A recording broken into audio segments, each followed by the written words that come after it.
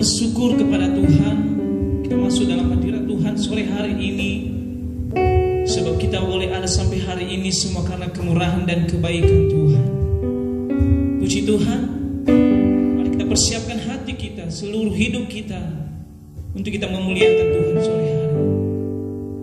Kita bawa yang terbaik kepada Tuhan, sebab ada banyak kebaikan-kebaikan Tuhan yang sudah kita nikmati. Ada banyak berkat Tuhan yang sudah kita nikmati. Bahkan ketika kita dalam pergumulan, Tuhan tetap menopang dan menolong kita. Terima kasih. Saat ku masuk ke hadirat,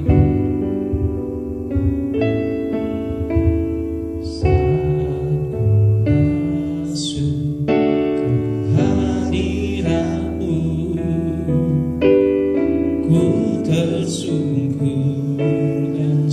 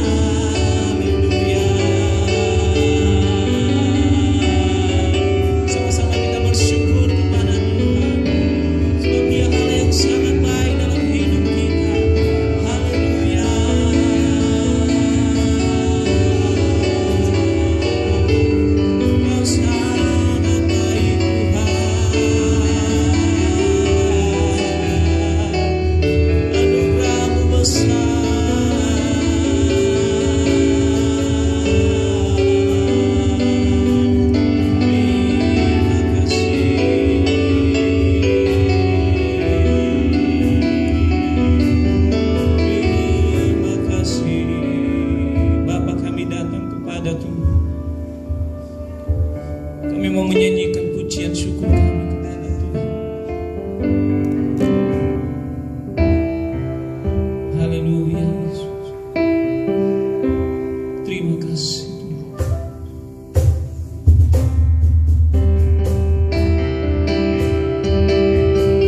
Kita sama-sama bangkit berdiri. Kita datang menyembah Tuhan. Saya undang saudara bangkit berdiri semua. Haleluya.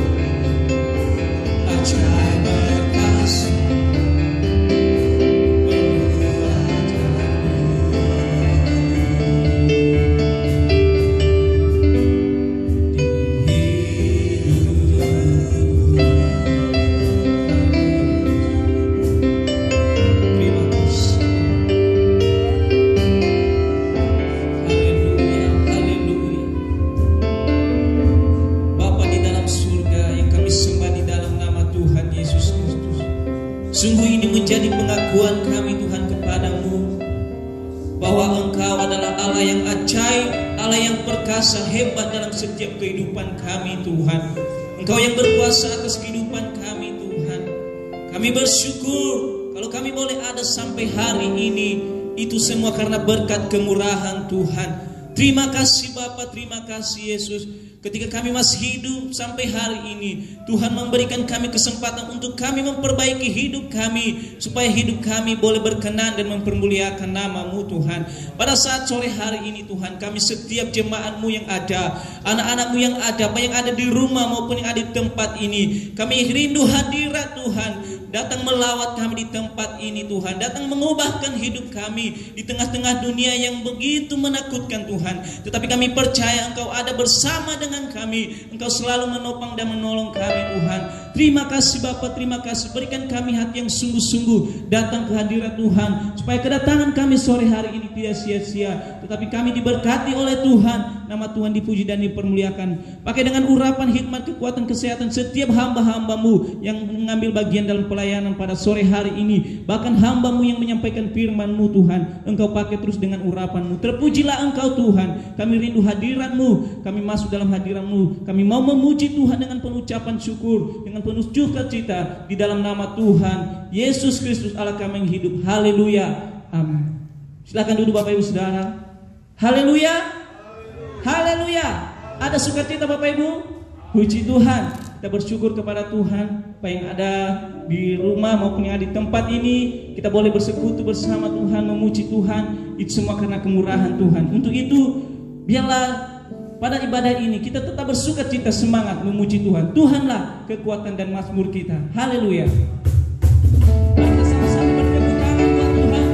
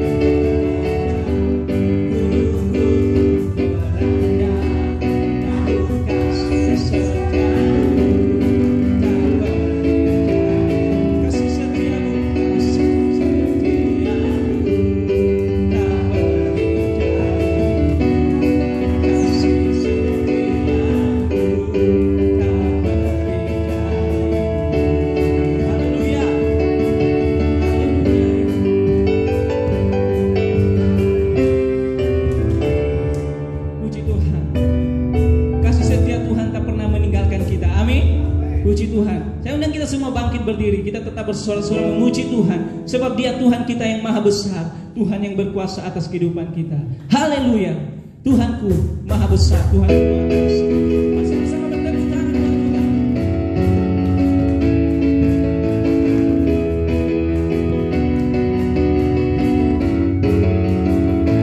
Sama-sama katakan, Tuhanku maha besar.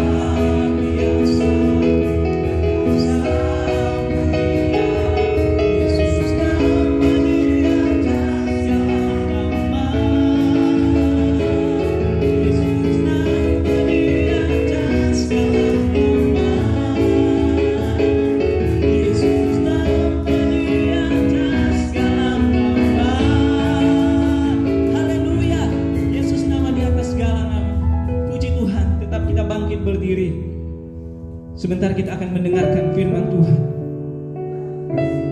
Di tengah dunia yang menakutkan, hanya firman Tuhan yang menjadi kekuatan dalam hidup kita. Firman Tuhan yang mengingatkan kita bahwa kita harus senantiasa hidup seturut firman-Nya. Firman berkata, Kau besertaku Tuhan.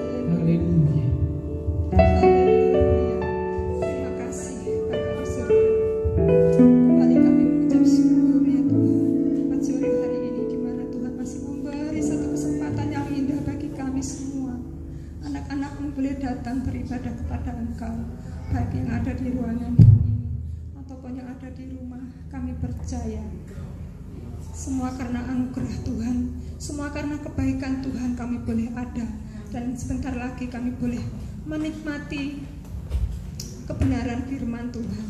Terima kasih Bapa, terima kasih. Terima kasih Tuhan. Biarlah setiap puji-pujian yang sudah kami naikkan di hadapan Tuhan, semuanya boleh menjadi dupa yang harum di hadapan Tuhan, boleh menyukakan hati Tuhan. Dan biarlah sebentar kami boleh diam, tenang, dan kami boleh duduk diam, boleh mendengarkan sabda kebenaran firman Tuhan.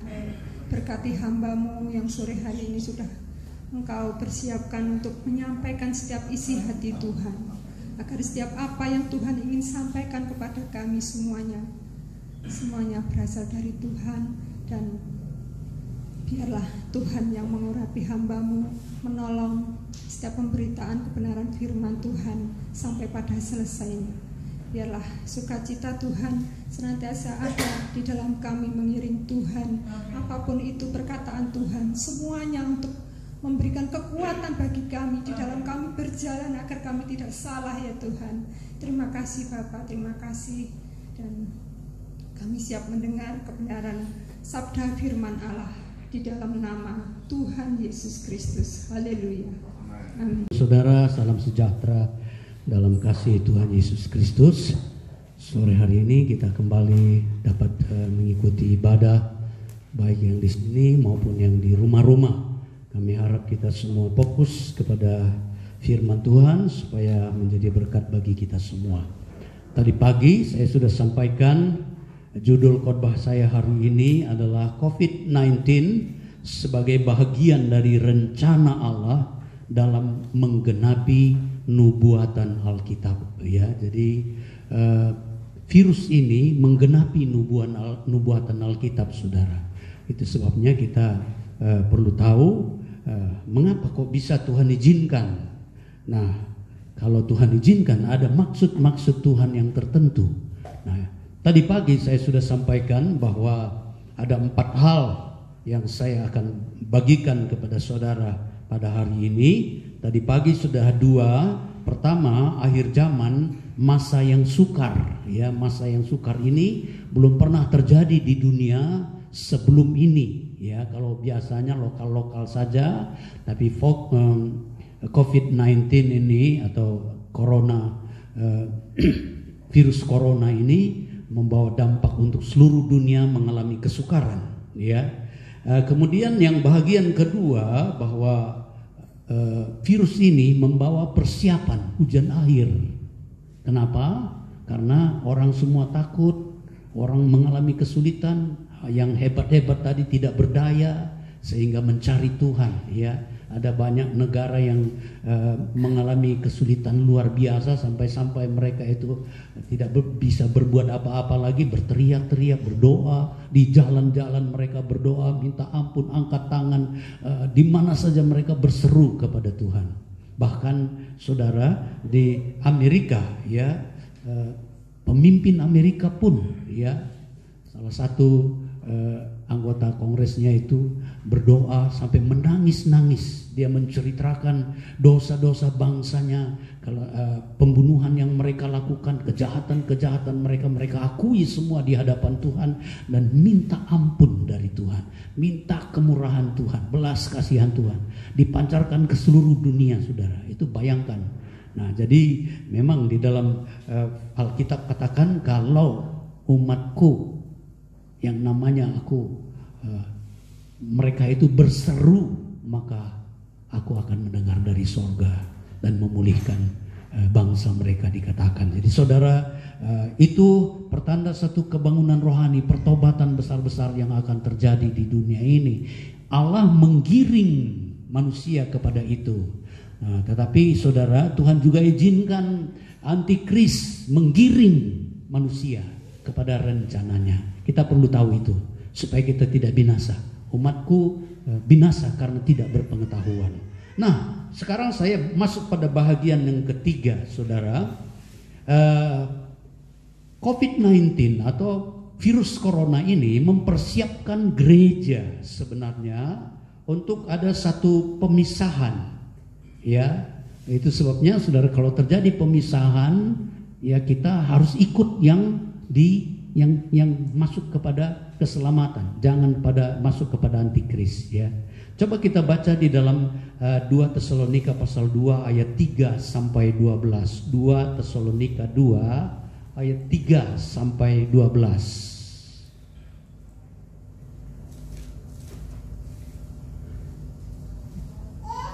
2 Tesalonika 2 ayat 3 mulai. Janganlah kamu memberi dirimu disesatkan orang dengan cara yang bagaimanapun juga, sebab sebelum hari itu haruslah datang dahulu murtad.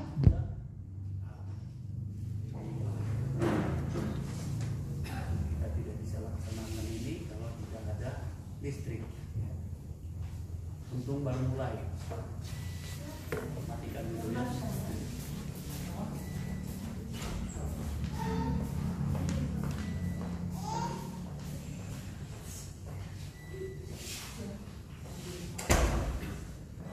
Yang biasa kita bisa lanjutkan. Masalahnya ini apa?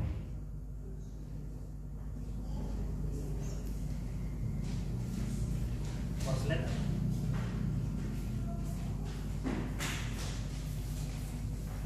Iya.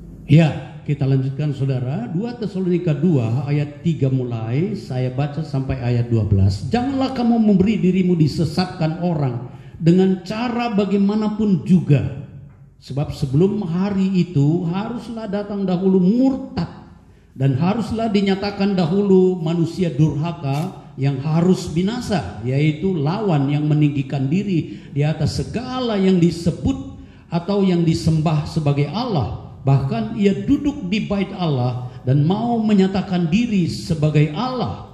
Tidakkah kamu ingat bahwa hal itu telah kerap kali kukatakan kepadamu ketika aku masih bersama-sama dengan kamu? Dan sekarang kamu tahu apa yang menahan dia, sehingga ia baru menyatakan dirinya pada waktu yang telah ditentukan baginya.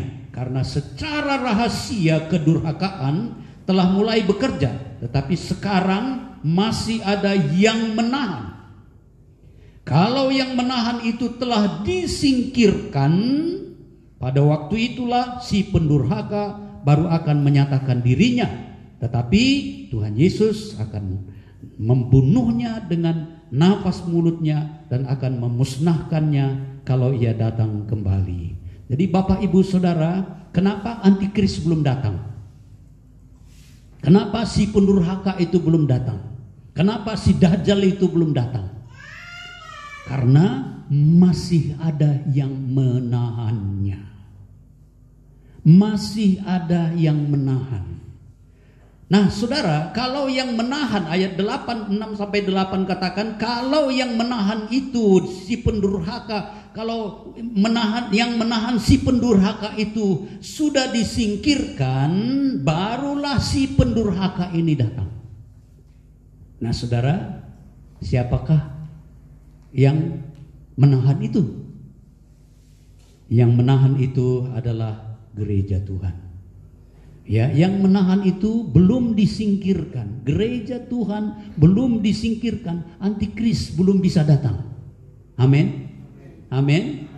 Nah, saudara, tapi saudara, di dalam 1 Yohanes pasal 4 di situ dikatakan bahwa antikris itu sudah ada di bumi. Coba kita lihat di dalam 1 Yohanes 4 ayat 1 sampai 4. 1 Yohanes 4 ayat 1 sampai 4. Di dalam ayat ini, janganlah percaya akan setiap roh, tetapi ujilah roh-roh itu. Ya, dikatakan apakah mereka itu berasal dari Allah. Sebab banyak nabi palsu telah pergi ke seluruh dunia. Ya, demikianlah kita mengenal Allah. Setiap roh yang mengaku bahwa Yesus Kristus telah datang, ya, sebagai manusia, ya, Yesus Kristus telah datang sebagai apa? Manusia, berasal dari Allah. Ya, yang tidak mengaku itu ialah roh antikristus. Kalau mereka tidak percaya Yesus datang dari Allah menjelma menjadi manusia, itu roh antikris, saudara. Ya, Yohanes mencatat hal ini. Nah, saudara, di dalam ayat 3 ia katakan ia akan datang dan sekarang ini ia sudah ada di dunia. Dalam ayatnya yang ketiga, saudara, antikris itu sudah datang dan ia ada di dunia. Ya, saudara, ia akan datang. Dua hal, saudara perhatikan. Ia akan datang. Tapi dikatakan ayat ini selanjutnya apa? Ayat 3. Dan setiap roh yang tidak mengaku Yesus tidak berasal dari Allah, roh itu adalah roh antikristus. Dan tentang dia telah kamu dengar bahwa apa? Bahwa ia akan datang dan sekarang ini ia sudah ada di dalam dunia. Loh, kalau dia sudah ada di dalam dunia berarti bukan akan datang. Bagaimana ini? Saudara, roh antikris sudah ada di dalam dunia. Tetapi oknumnya belum datang. Kenapa? Karena gereja yang menahan dia belum disingkirkan. Ya, jadi gereja belum disingkirkan, antikris belum datang, tetapi rohnya sudah ada, dia sudah ada di dunia ini. Dikatakan ia akan datang dan sekarang ia sudah ada di dalam dunia. Jadi saudara, kita harus jeli melihat ayat-ayat firman Tuhan ini. Jadi saudara, antikris sudah datang, sudah ada, tapi dia akan datang. Oknumnya belum. Rohnya sudah ada. Ya, tadi dikatakan bahwa kalau dia tidak mengaku Yesus itu datang dari Allah, itu roh antikris. Ya. Nah, saudara, dalam ayat 4, kamu berasal dari Allah. Ini yang penting saudara perhatikan, pegang kuat-kuat, ya. Kamu berasal dari Allah, anak-anakku, dikatakan oleh Yohanes. Dan kamu telah mengalahkan nabi-nabi palsu itu, sebab roh yang ada di dalam kamu lebih besar daripada roh yang ada di dalam dunia ini. Oh saudara, kita luar biasa kasih Tuhan dalam hidup kita karena dia taruh rohnya di dalam saudara dan saya. Roh yang Allah miliki itu lebih besar dari roh-roh yang ada di dalam dunia ini. Amin saudara. Jadi kita bersyukur. Nah saudara, tadi kenapa antikris belum muncul? Karena masih ada yang menahan. Yang menahan itu kalau sudah disingkirkan, barulah antikris muncul oknumnya. Nah saudara, antikris ini muncul melalui proses penyingkiran. Proses penyingkiran yaitu penyingkiran gereja Tuhan terlebih dahulu. Ya, yang menahan ini disingkirkan. Coba kita lihat bagaimana penyingkiran itu, saudara, penyingkiran gereja. Lukas 17 ayat 34 sampai 36. Lukas 17 ayat 34 sampai 36. Coba kita lihat ayat-ayat ini. Lukas 17 mulai dari ayat 34, saya bacakan buat saudara. Aku berkata kepadamu, pada malam itu ada dua orang di atas satu tempat tidur, yang seorang akan dibawa dan yang lain akan ditinggalkan. Ada dua orang perempuan bersama-sama menggilang, yang seorang akan dibawa dan yang lain akan ditinggalkan. Kalau ada dua orang di ladang, yang seorang akan dibawa dan yang lain akan ditinggalkan. Kata mereka kepada Yesus, di mana Tuhan? katanya kepada mereka, di mana ada mayat di situ berkerumun burung nasar. Jadi saudara, orang-orang Kristen itu yang sungguh-sungguh sama yang enggak, akan terjadi pemisahan. Ya, ada lagi perumpamaan kambing dan domba, tapi ini waktu pengangkatan, penyingkiran, saudara, disingkirkan ya ke padang belantara, disingkirkan, diangkat. Tidak tahu bagaimana caranya, tetapi tadi dikatakan di dalam ayat ini, waktu tidur seorang akan dibawa dan yang lain ditinggalkan. Ada yang 2 orang di tempat tidur. Jangan sampai suami istri, satu diangkat, satu tinggal. Haleluya. Jangan sampai saudara. Amin. Amin. Berusahalah supaya dua-dua diangkat. Ya, begitu juga 2 orang yang lagi menggilang, ya, kerja. Ya. Jangan sampai satu diangkat, satu tinggal. Tuhan mau supaya kita semua diangkat. Amin. Nah, tetapi itu akan terjadi nanti. 2 orang di tempat tidur, yang satu ditinggalkan, 2 orang menghilang, satu dibawa, 2 orang di ladang, satu dibawa. Tuhan mau kita tidak perlu menganggap keadaan ini harus ngumpul di sana karena Tuhan mau datang. Enggak. Ya, waktu tidur nggak tahu kita kapan bagaimana. Waktu kerja di ladang, amin. Di toko, di mana saja bisa satu. Mungkin yang saya lihat kadang-kadang di pesawat, ya, supirnya pilotnya terangkat, pesawatnya jatuh.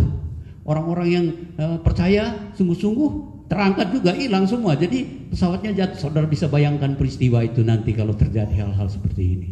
Nah, yang kedua, Wahyu pasal 12 ayat 1 sampai 6. Di situ diceritakan bagaimana perempuan yang berdiri di atas bulan, mahkotakan bintang, ya, 12 bintang di kepalanya itu, dan kemudian saudara, dia sementara hamil dan melahirkan, tapi ada naga yang siap-siap menerkam, ya.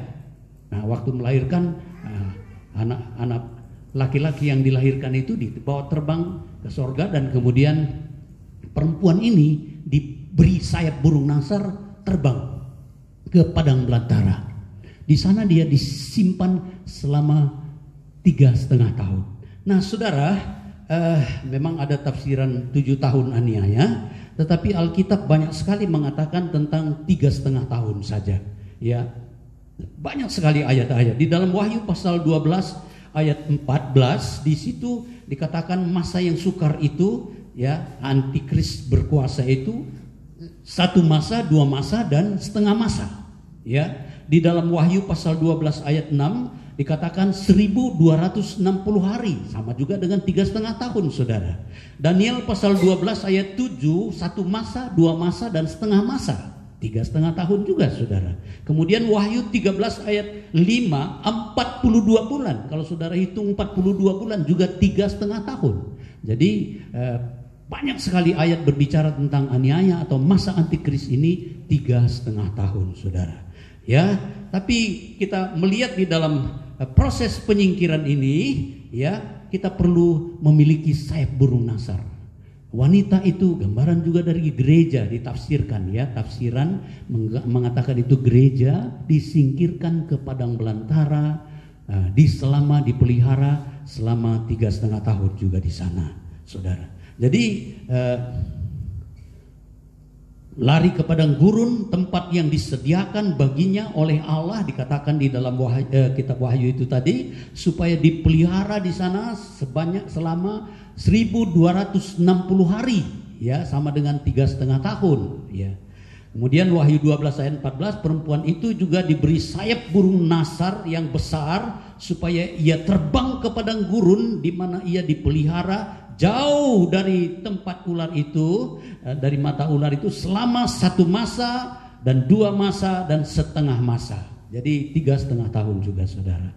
Nah, Bapak Ibu, kita lihat di dalam Matius 25 ayat 1 sampai 13, contoh yang ketiga tentang pemisahan ini, tentang penyingkiran ini. Matius 25 ayat 1 sampai 13, di situ berbicara tentang kerajaan sorga, ya, seperti perumpamaan tentang 5 anak darah bodoh dan 5 anak darah pandai, pinter, ya, bijaksana, Alkitab katakan. Jadi kita tahu peristiwanya itu bagaimana 5 anak darah bodoh ini juga punya minyak, punya lampu, menunggu mempelai datang, tetapi saudara mereka tidak mempunyai persediaan minyak. 5 anak darah bijaksana mereka mempunyai persediaan minyak. Mempelai datang terlambat, saudara, mereka tidak siap. Lampu mereka sudah hampir padam waktu mempelai datang. Yang mempunyai minyak serep sudah siap, ganti minyaknya langsung masuk ke pesta, saudara. Tetapi 5 anak darah bodoh tidak memiliki serap. Jadi yang waktu mereka minta, mereka bilang, yang bijaksana bilang kamu cari aja di luar mungkin dapat, saudara. Waktu mereka keluar mempelai datang dan mereka tinggal di luar, ya. Bapak Ibu Saudara, berbicara tentang minyak Roh Kudus, kita harus mempunyai persiapan Roh Kudus dalam hidup kita. Sebab kalau penyingkiran itu tiba, kita tidak disingkirkan apabila kita tidak memiliki minyak Roh Kudus persediaannya. Jadi Bapak Ibu Saudara, penting sekali kita memiliki minyak ini. Ada satu lagi juga perumpamaan tentang kerajaan sorga ini berhubungan dengan penyingkiran ini atau yang masuk ke dalam penghukuman, yaitu di dalam Matius 25 ayat 14 sampai 30 tentang talenta. Saudara tahu talenta dan mina, ya. Ada yang 1 talenta, 2 talenta, 5 talenta. Semua mereka dianjurkan untuk mengerjakan talenta ini. Bapak Ibu Saudara, mereka jalankan, tetapi yang 1 talenta tidak dia jalankan, sehingga nanti akhirnya dia dianggap malas, bodoh, dan kemudian saudara dia diusir masuk ke dalam penghukuman. Nah, sekarang saya masuk pada bahagian yang keempat, ya. Kalau bahagian yang ketiga kita sudah lalui, persiapan yang disingkirkan. Saudara dan saya harus mempersiapkan diri. Amin. Kemudian yang keempat itu persiapan antikris menyediakan sistem baru. Ini tidak banyak ayat saya baca tentang hal-hal ini. Coba kita lihat di dalam Daniel 12 ayat 4 terlebih dahulu. Daniel 12 ayatnya yang keempat. Daniel 12 ayat 4. Tetapi engkau Daniel, sembunyikanlah segala firman itu dan meteraikanlah kitab ini sampai pada akhir zaman. Akhir zaman, saudara, banyak orang akan menyelidikinya dan pengetahuan akan bertambah. Di akhir zaman, saudara, pengetahuan bertambah sekali. Dahsyat sekali pengetahuan yang berkembang di dunia ini. Kalau saya lihat ya di China, ya. Waduh, mereka bisa membangun dahsyat sekali. Membangun rumah sakit hanya dalam 1 minggu. Berapa tingkat itu, saudara? Bayangkan itu, bagaimana bisa membangun 1 minggu. Dahsyat sekali ilmu pengetahuan ini, ya. Ini HP, saudara. Ini caranya Tuhan juga memberi kesempatan kepada antikris. Kita sekarang live streaming saat ini, saudara. Ini cara-caranya Tuhan juga memberi kesempatan pada antikris.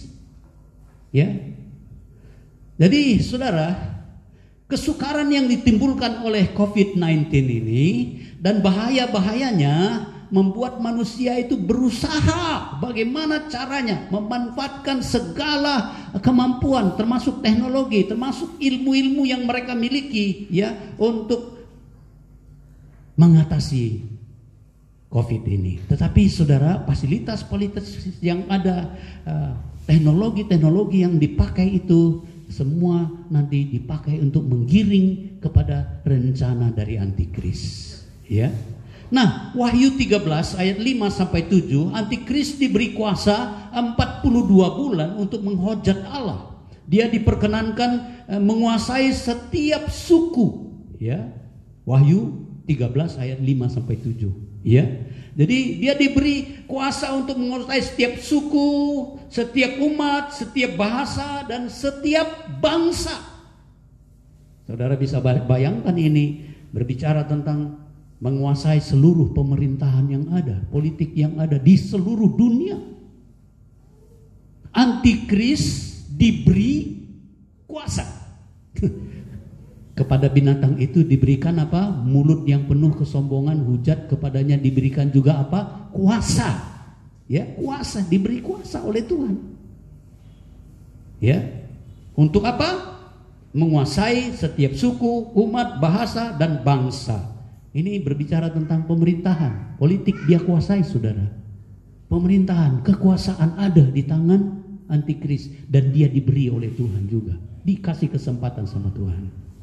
Tapi kalaupun dia sudah berkuasa, gereja ada di mana? Gereja sudah disingkirkan. Ini yang perlu, saudara. Ini yang perlu. Gereja sudah disingkirkan. Tapi kita juga harus tahu, walaupun kita disingkirkan, sebelum kita disingkirkan, kita tahu nanti yang tinggal itu bagaimana. Nah, saudara, Wahyu 13 ayat 5 sampai 7 itu diberikan untuk pemerintahan ada pada antikris. Yang kedua, Wahyu 13 ayat 8, semua yang di bumi akan menyembahnya. Atau ini berbicara tentang penyembahan agama. Agama akan dikuasai oleh antikris. COVID-19 menggiring manusia untuk penyembahan kepada antikris. Satu sistem. Sekarang kebaktian gak boleh di gereja, gak bisa ibadah di masjid, di pura, dilarang semua. Harus pakai live streaming, digital. Saudara bayangkan, itulah yang dimaksudkan rencana iblis menggiring, ya. Wahyu 13 ayat 8 ini, jadi semua mengarah kepada penyembahan agama, ya, kecuali yang namanya tertulis dalam buku kehidupan anak domba. Nama saudara dan saya sudah tertulis di dalam kitab kehidupan anak domba. Saya sudah khotbahkan itu pada hari kenaikan Tuhan. Ya, masih ingat? Kita dipersatukan dengan kematian, penguburan, bahkan di hari kematian Tuhan juga saya sudah singgung. Ya, kita dipersatukan di dalam dengan Yesus anak domba itu. Nah, saudara, kemudian Wahyu 13 ayat 15, patung binatang itu diberi nyawa dan menjadi objek penyembahan. Sekarang bukan lagi binatangnya, tapi patung binatangnya diberi nyawa untuk bisa berkata-kata. Dan patung itulah yang menjadi objek penyembahan. Saudara, iblis antikris dia pinter dia. Dia tidak jadi objek, tetapi patung yang dia buat itu yang diberi kuasa, bisa bernyawa, bisa punya nyawa, berkata-kata, itu yang disembah. Saudara, seluruh dunia harus masuk pada penyembahan ini. Kemudian yang ketiga, jadi kalau kita sudah lihat pemerintahan dia kuasai, politik dia kuasai, agama dia kuasai, sekarang ekonomi ini yang paling gawat. Wahyu 13 ayat 17. Wahyu 13 ayat 17.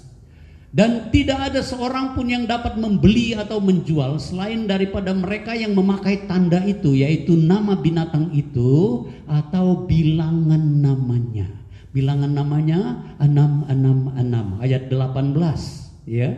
Jadi saudara, ketakutan terhadap virus ini, ya, membuat seluruh dunia, ya, digiring, umat manusia digiring kepada satu sistem yang dibangun oleh antikris, yaitu satu sistem masyarakat yang harus memakai digital semua. Ya, digital. Pakai digital semua, ya. Lockdown alasannya, saudara, membuat orang semua berusaha supaya bebas dari virus ini. Karena takut sekali. Yang lockdown, nggak bisa keluar. Lalu semuanya harus lewat HP, semuanya harus lewat digital, semuanya harus lewat internet, semua harus ke sana, saudara. Jadi lockdown ini alasan supaya aman sebenarnya, tetapi di sana terdapat satu cara antikris untuk menggiring semua kepada sistem digital. Satu, ya, satu agama, satu cara ekonomi, satu penyembahan, ya, satu pemerintahan. Tadi kita sudah lihat ayat-ayatnya itu. Nah, sekarang saudara coba kita lihat, semua harus lewat informasi digital. Semuanya harus lewat digital. Sekarang kebaktian harus lewat digital. yang nggak bisa lewat digital, ya kalau di Indonesia masih lumayan, masih ada bisa sembunyi-sembunyi. Tetapi di luar negeri nggak bisa, saudara. Harus lewat digital semua. Yang beribadah di rumah-rumah lewat live streaming seperti kita sore hari ini, itu digiring. Tadinya kita nggak terpikir ke sana, saudara. Saya pikir, aduh, tetapi ada untungnya juga. Saya nggak pernah ditampilkan di media, di apa begitu, khotbah saya biasa apa, nggak pernah tampil. Tapi sekarang saya bisa dilihat di YouTube. Oh, ada juga rupanya Pendeta Meliala yang Wong Deso itu bisa juga tampil di YouTube begitu. Tapi saudara, itu caranya kuasa antikris menggiring ke sana supaya kita pakai digital. Ya. Kemudian saudara, pekerja semua, buruh-buruh harus lewat online juga. Mereka kerja lewat online. Kalau enggak, saudara, mereka dirumahkan. Ya, pendidikan libur semua, sekolah libur. Wah, bayangkan semua, saudara. Bagaimana ke depan? Harus lewat digital. Kalau enggak, nyingkir. Ya. Kemudian penggunaan uang kertas. Kan saudara, kita ini bersyukur daerah kita ini masih tidak terlalu parah ya. Di beberapa tempat ya, pesan GoFood yang pengantar itu rupanya bawa virus, yang terima makanan kena. Nah, sekarang saudara belanja di pasar, siapa yang tahu itu uang itu siapa yang pegang? Nah, nanti akan muncul tidak lagi pakai uang kertas, tapi tidak pakai uang logam lagi, tapi semuanya pakai digital, ya. Waktu saya tanya sama Ian, gimana kamu di sana, Ian? Oh, sini nggak pakai uang, Pak, nggak pakai uang. Nah, saudara, semua dikerahkan ke sana, ke bank, kantor-kantor, harus pakai scan, ya, scan. Formulir data kita ada semua pada pemerintah, ya. Kemudian transaksi digital lebih murah lewat Gokar, lewat GoPay, kartu kredit, beli-beli lebih murah pakai kartu kredit, banking dan sebagainya. Itu semua kalau ke bank juga harus di scan sini, saudara. Oh, nah, semua sistem ini menggiring semua umat manusia untuk terbiasa dengan digital dan scan, ya. Nanti akan muncul sistem implantasi artinya dimasukkan, saudara, disisipkan. Jadi cap 666 itu di dalam pasal 3 ayat 15 sampai 18. Coba tampilkan Wahyu 13 ayat 15 sampai 18, ayat yang terakhir, ayat 13, ayat 15, ayat 18 saja sudah. Yang penting di sini ialah hikmat. Barang siapa bijaksana, baiklah ia menghitung bilangan binatang itu, karena bilangan itu adalah bilangan manusia dan bilangannya ialah 666. Jadi, saudara, di masa yang sukar ini, marilah kita lebih sungguh-sungguh mempergunakan waktu dengan bijak. Lebih sungguh-sungguh dalam Tuhan. Yang belum percaya, terima keselamatan. Saudara, beri kesaksian kepada mereka-mereka yang belum kenal Tuhan. Bersaksi. Beritakan firman Tuhan. Anak-anak Tuhan yang perlu, anak-anak Tuhan lebih sungguh-sungguh lagi, yang sudah hidup, yang masih hidup dalam dosa, segera bertobat. Tidak ada lagi waktu buat kita untuk berleha-leha di dunia ini. Hidup dalam kesucian, hidup dalam kebenaran. Saudara, cari kepenuhan Roh Kudus bagi kita yang belum dipenuhkan, supaya sayap burung nasar itu menjadi bahagian kita. Demikian juga persediaan minyak itu jangan sampai tidak ada. Miliki sayap burung nasar supaya kita bisa diterbangkan ke padang gurun waktu penyingkiran itu. Kemudian mari kita terlibat dalam pelayanan dan doa untuk suatu kebangunan rohani di akhir zaman ini, saudara, supaya kita jangan terlibat masuk dalam masa antikris itu, tapi kita justru menjadi berkat. Jangan lupa, jangan takut, sebab roh yang ada di dalam saudara dan saya, roh Allah yang ada di dalam saudara dan saya lebih besar dari yang ada di dunia ini. Puji Tuhan, saya sampaikan di situ firman Allah. Kita nyanyi satu nyanyian, mari pemain musik tampil ke depan. Tanda-tanda telah nyata, hujan akhir telah tiba. Kita akan masuk dalam doa. Siapkan hati saudara untuk berdoa dengan sungguh-sungguh. Cari Tuhan lebih sungguh-sungguh lagi. Minta supaya dipenuhkan dengan kuasa Roh Kudus. Sayap burung nasar itu sangat penting. Sebab tanpa itu nanti kita tidak bisa terbang ke padang gurun itu. Minyak itu harus ada. Minyak tambahan. Supaya lampu kita tetap menyala menjadi terang. Tanda-tanda telah nyata. Hujan akhir telah tiba. Tanda-tanda telah nyata, hujan akhir telah tiba. Allah sedang melawat umatnya. Ladang sudah menguning, siap untuk dituai. Banyak jiwa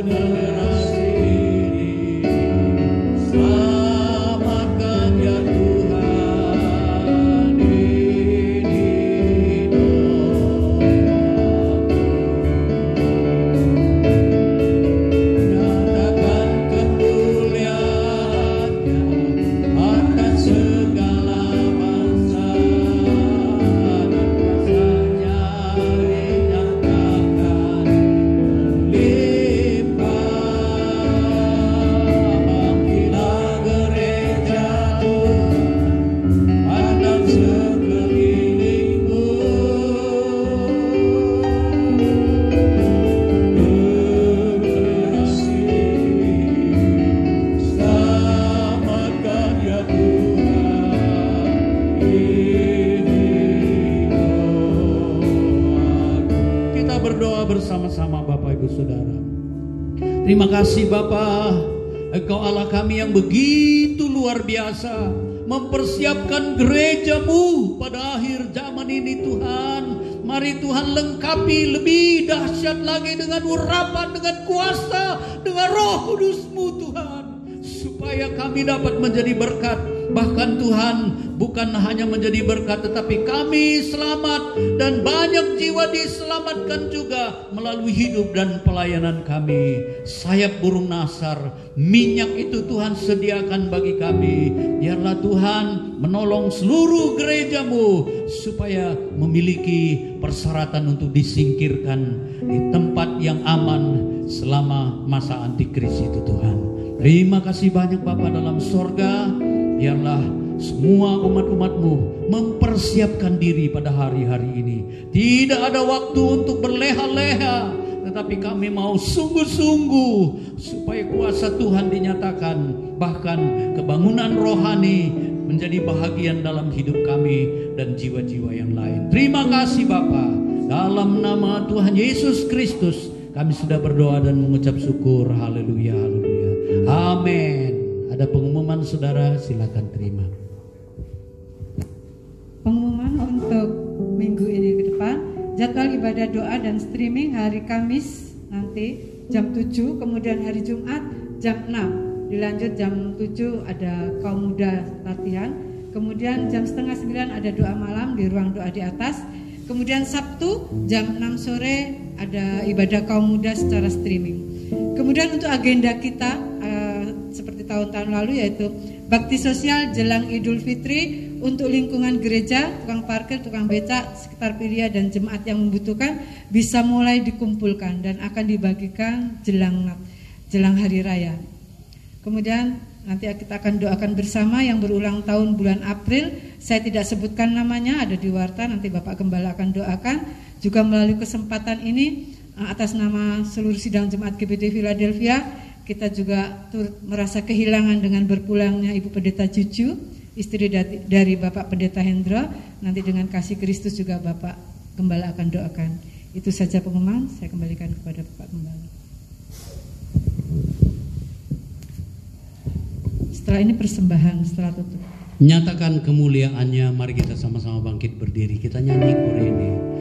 Nyatakan kemuliaan pada segala bangsa dan kuasanya dinyatakan melimpah bangkitkan keniscayaan pada sekelilingku.